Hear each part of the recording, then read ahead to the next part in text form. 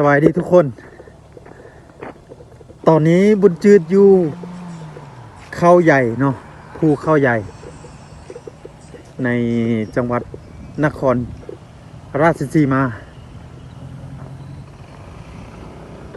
อยู่เขาใหญ่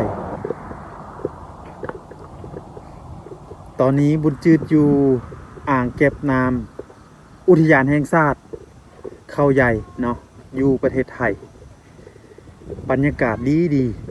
เนาะให้เบิ่งบรรยากาศเด้อ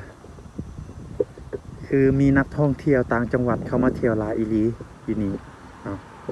คุณจิตเป็นคนหนึ่งที่เข้ามาเที่ยว อยากเปิดประสบการณ์ให้ตัวเอง อยากเรียนรู้สิ่งใหม่ๆให้กับตัวเองเนาะทุกสิ่งทุกอย่างที่เราเจอมันเป็นบทเรียนทั้งนั้นเนาะนี่บรรยากาศเขาใหญ่อ่างเก็บน้ำตัวนี้นี่มันอยู่ระหว่างอยู่เทิงภูเลยพี่อยู่เทิงภูเลยพี่น้องอยู่เทิงภูที่สุดเลยมันอยู่ในใจกลางของธรรมชาติคักขนาดเนาะอ่างเก็บน้